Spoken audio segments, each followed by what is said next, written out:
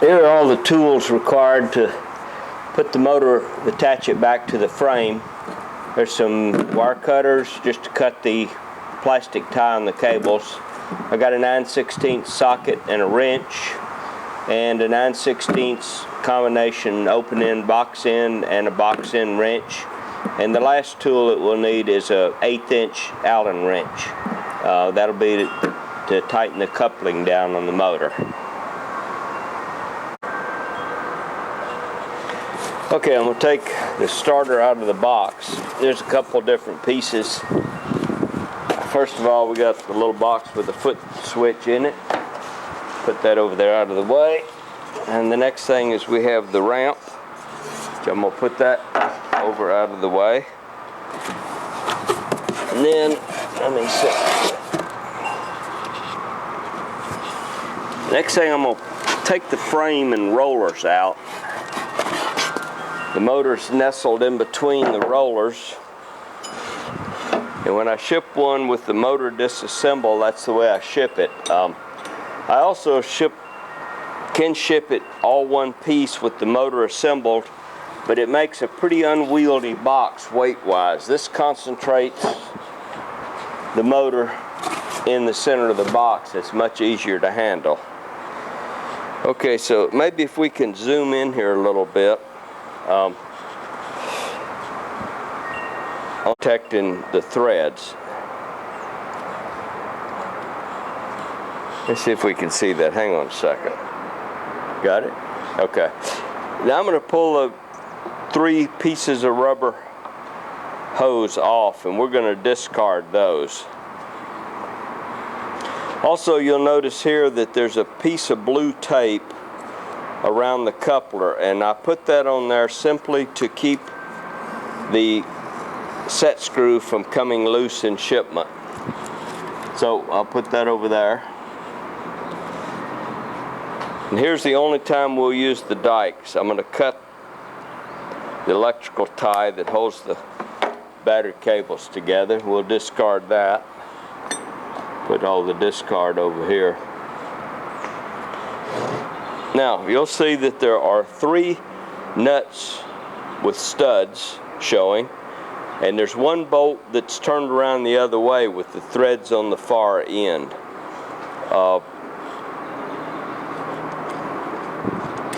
I'm going to take the 3 nuts and lock washers off of these 3 studs.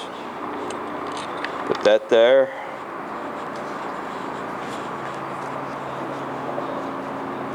Yeah, I'm going to use a wrench to, this one's a little stuck. Break it loose. I'll do the same with that.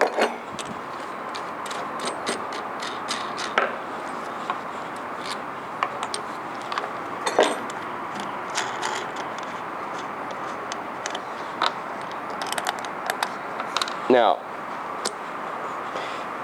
I've got the 3 nuts and lock washers off, and now I'm unscrewing the bolt.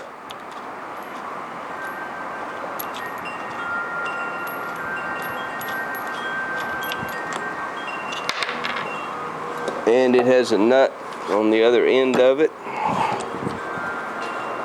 Now I'm going to set this aside just for a second. Here on the shaft, we've got a piece of tape around that, and the reason for that tape is to simply hold the 3/16 key in place so it doesn't get lost in transit, because it's loose and it would fall out. So I'm putting that in place and I'm turning it in the upright position. We're just about ready to put the motor on. I'm going to move it back here just a little bit. And I'm going to turn the motor around. The motor's all bolted to the mount plate, the electrical. There's no electrical to hook up. It's all mechanical in the application. Okay, now on this front corner, you're going to have 2 1-inch bolts, and those get removed. They're only there for shipping.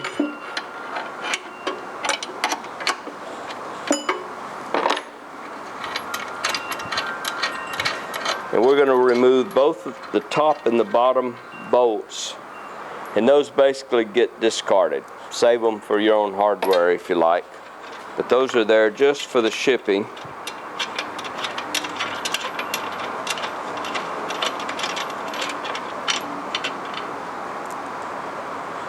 So we'll put those two over at the discard. Now I have my 3 bolts with the spacers remaining where they are. It's probably going to be best to take this bolt that was reversed, and that'll be the first bolt we'll put together. I don't know if you can see that, but I am running this bolt from the inside out, and then I'm putting the spacer on it. Put the nut for that over here. Now I'm going to rotate the assembly around. Let me turn it where you can see it.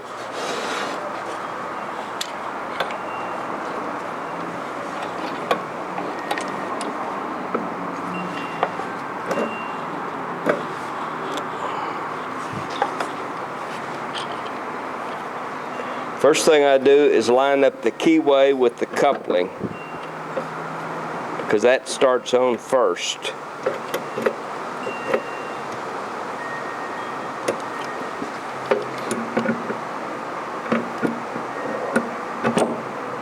Okay, I've got that started on. Now I'm going to guide the 4 bolts into their respective holes. That takes a little jiggling to get the motor and everything lined up. But once those bolts get started in there, they'll go in fairly easy. And again, you have 4 of them that we're trying to line up, so it takes some jiggling to get those in place.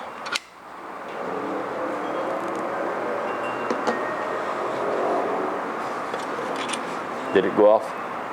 No, okay.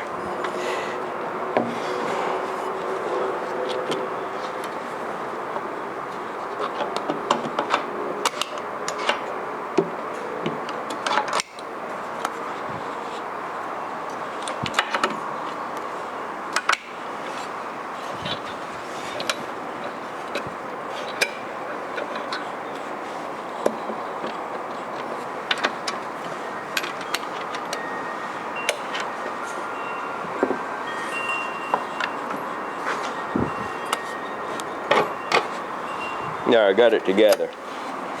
If that looks difficult, it is, somewhat. Let me get this 4th bolt through here at the bottom.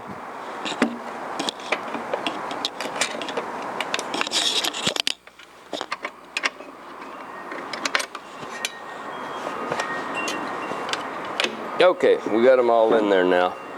Just takes a little jiggling. So I'm going to put a lock washer and a nut on this top one.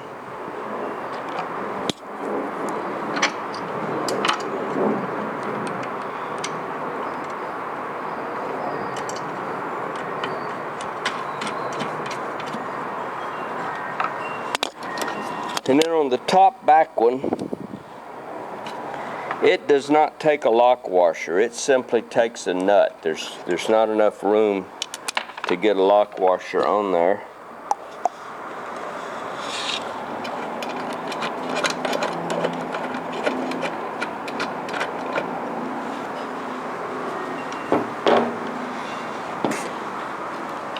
Now the bottom 2 bolts, they do get a lock washer and a nut.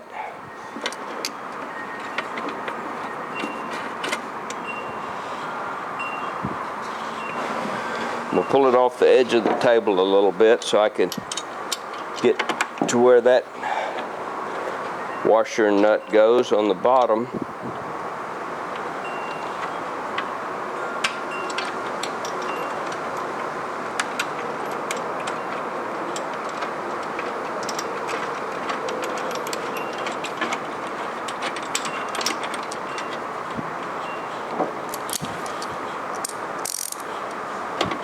Okay, now I'm going to use the ratchet and a box end to snug this one up. On the far top side, I've got to use an open end to hold the nut. Okay, and then I'm going to get the bottom one on the far side. And again, I have to turn that around to capture the head of that bolt with a box end.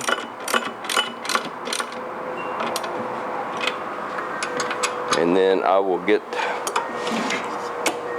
this lower one.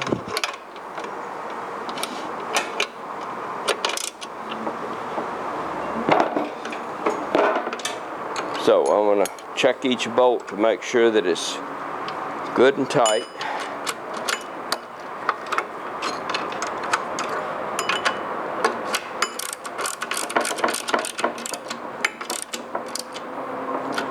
Three.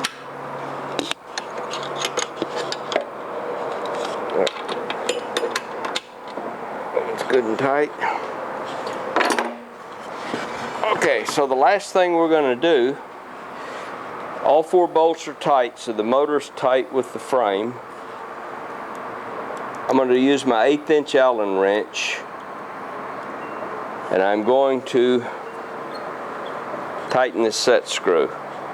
Now, if I was putting this together to use, and I'm not because this is a customer's unit and it's going to be shipped out soon, but you would take that set screw out and put some blue Loctite on the threads, and then run that in and run it in snug. So, we're set to see if it'll run. I'm going to put this back in the box for a second, that ramp. Now I'm going to turn this around.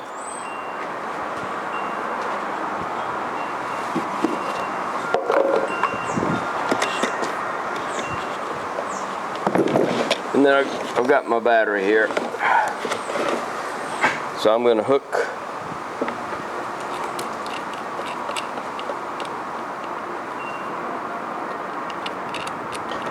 up the positive, and then we'll hook the negative cable on.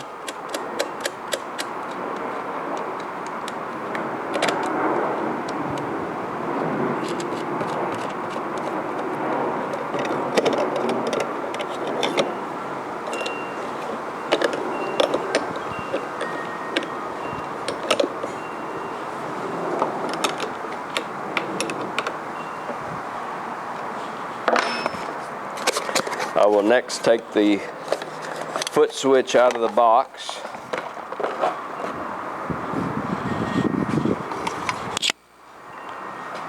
I'll plug that into the electric receptacle, and let's see if it runs.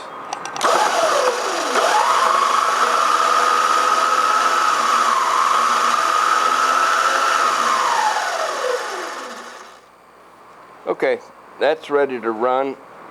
Now, as I said, this is a customer's unit and I'm getting ready to ship it.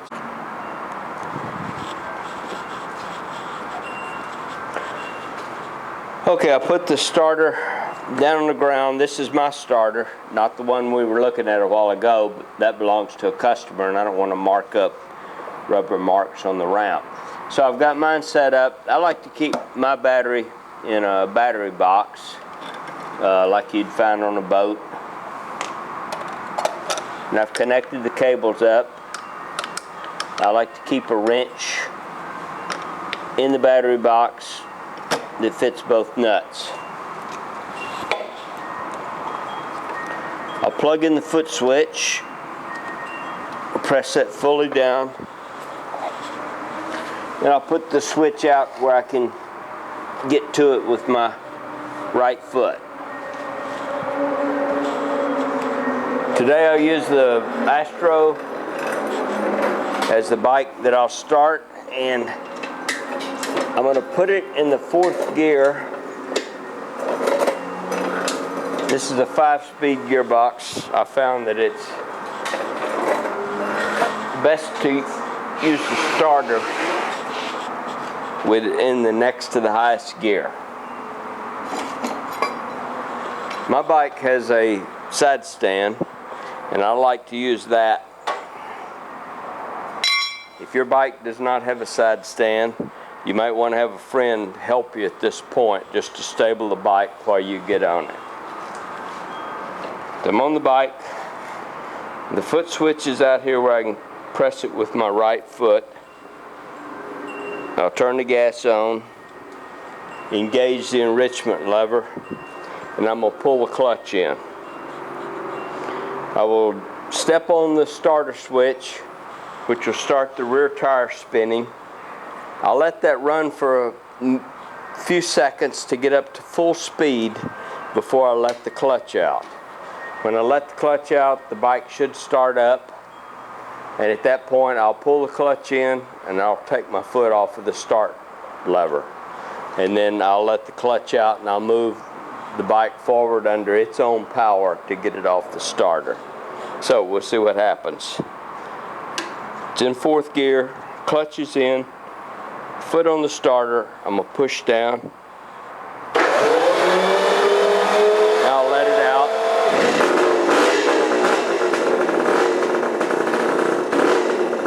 Bike started.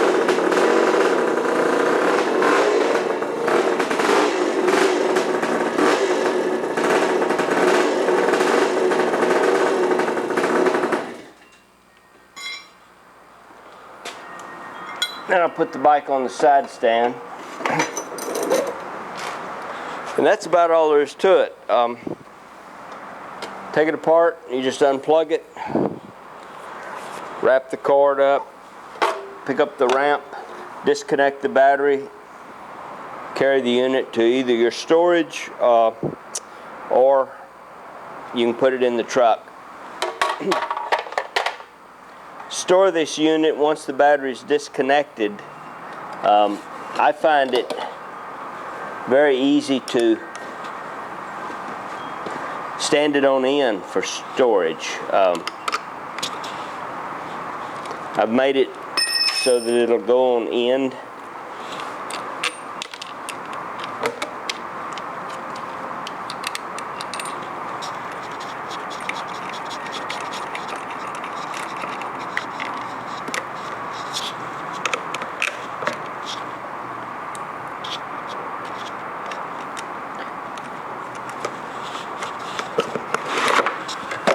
Move the battery out of the way. I like keeping the battery on the board, but the starter, you can stand it up on the end if you want, put the ramp with it. It's pretty easy to move around wherever you want to move it. The biggest weight is in the motor. The motor weighs as much as the rest of it. So anyway, that's about all there is to it. Pretty easy to use. Thanks for buying it.